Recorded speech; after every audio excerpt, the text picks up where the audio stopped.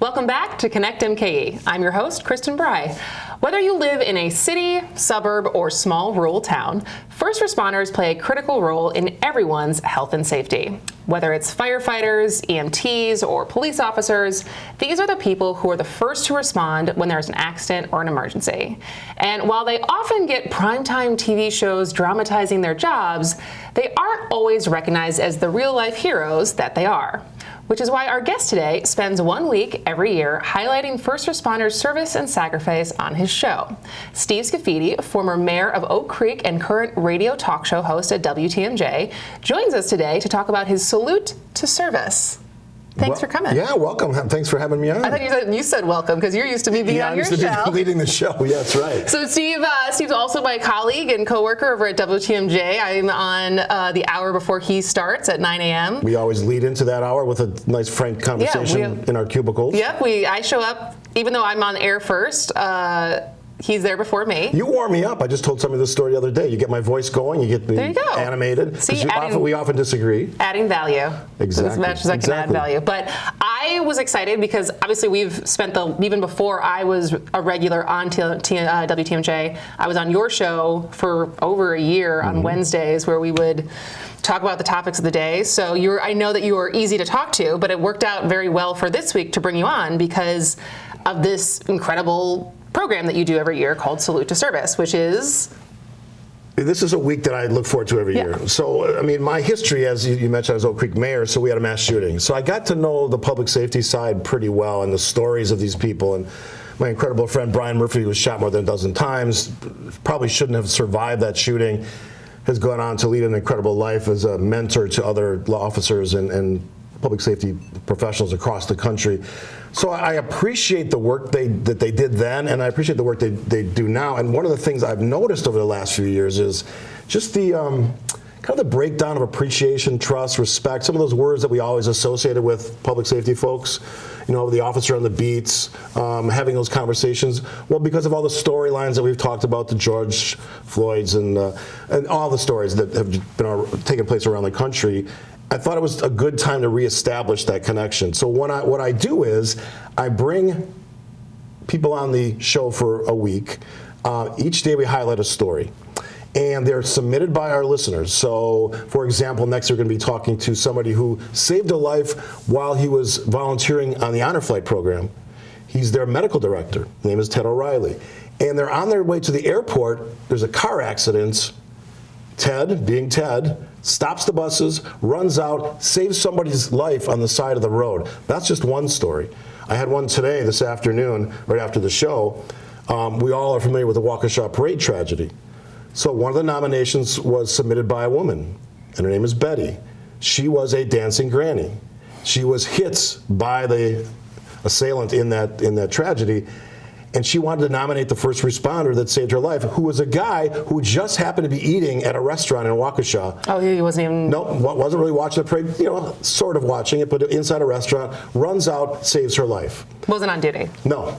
And that's a common theme among the people that we highlight. In the 5 years, I've just been blown away.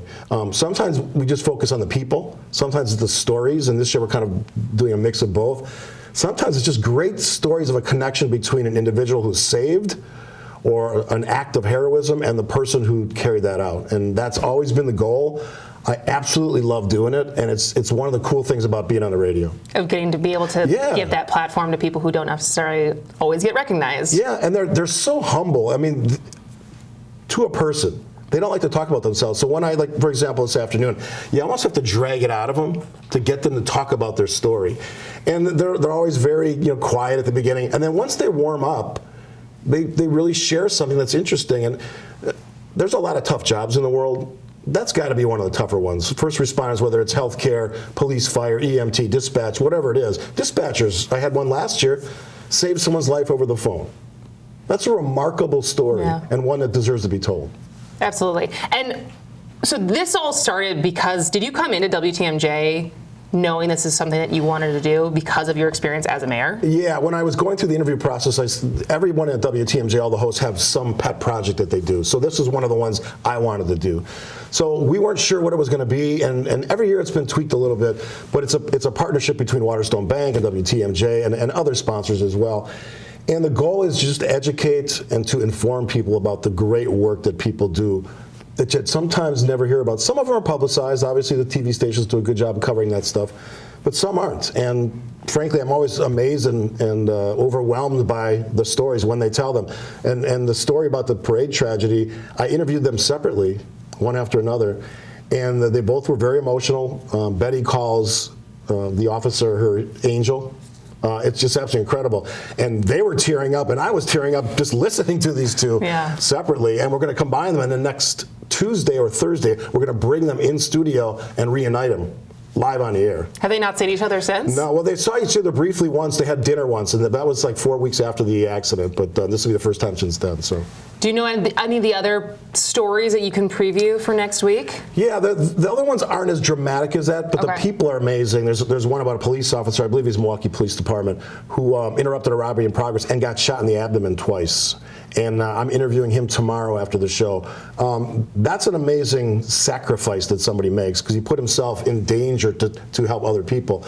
And so we'll get his story. They're all amazing. I mean, I get like 50 nominations. It's hard to calm it down to 5. So what is your criteria, or what are you looking for when you're reading through? I mean, 50 nominations is a lot. Yeah, well, I read them all, because some of them are very long and some are short. And then I usually reach out to someone involved, whether it's the person that was saved or the first responder, just to get a sense of what their comfortability is in telling it. Because some people say no. Yeah. I've had first responders say, I'm just not comfortable doing it. It's not about me and that stuff, which is fine. I respect that.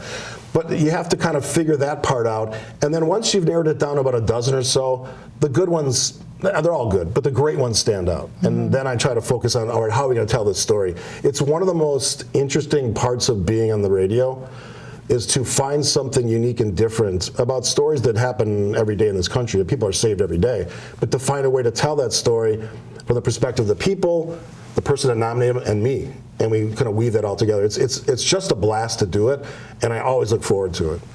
And so I saw this recently. I think it was a meme or something after nurses. Like, I think we recently had Nurses Week, Nurse Appreciation Week, and the memes or the tweet or something went along the lines of, if you have a week or a day honoring your job, you're probably getting underpaid. Yeah, that's probably like teachers, right? Like teachers, nurses. Isn't there like a secretary day? But although I don't think secretary is the right term anymore, I think it's executive assistant.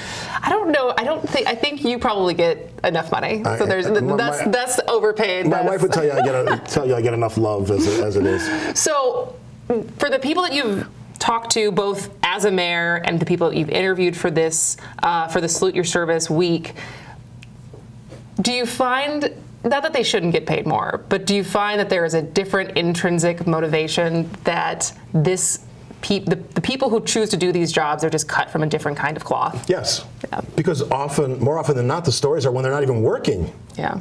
One of the best ones we ever told, and I wish I could remember his name. His first name was Jeff. He was a firefighter, EMT. He was on vacation with his family, I think on the other side of Lake Michigan on a beach, and the conditions were rough. And 3 people, an older gentleman and 2 young kids, got in trouble in the surf. He runs out there, and at the risk of his own life, because he almost drowned, he saves their lives. On vacation, and also got his own kids out of the way, by the way. Yeah.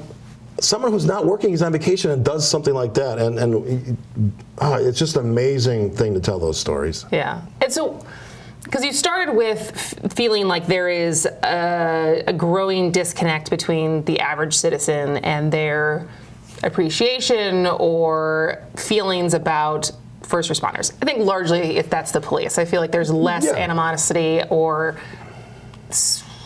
suspicion. I don't know if that's the right word. I'll put it this way. Collectively, they're often not treated with respect. Individually, officers or whoever you're talking about are treated with respect, because once you know somebody and have a conversation, you appreciate what they do. But it's easy to just blanket indict, police for that matter, after George Floyd. It's easy to say that and do that. And so do they ever talk about that in the conversations you've had of, community relations and how, or is it because, like you just said, with individual conversations, they don't feel it as an individual versus the collective stereotype that they can fall under? But as far as where that kind of disconnect is happening and how to bridge it beyond this, the 1 week you do.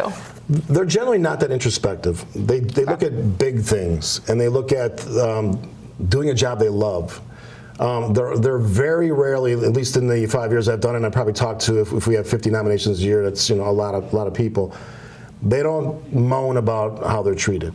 Yeah. They appreciate the thanks that they get, and maybe you don't know, maybe you know this, maybe you don't. There's people that do a lot of nice things for agencies and departments that we never hear about. They drop food off, and that happens a lot actually. Restaurants do it.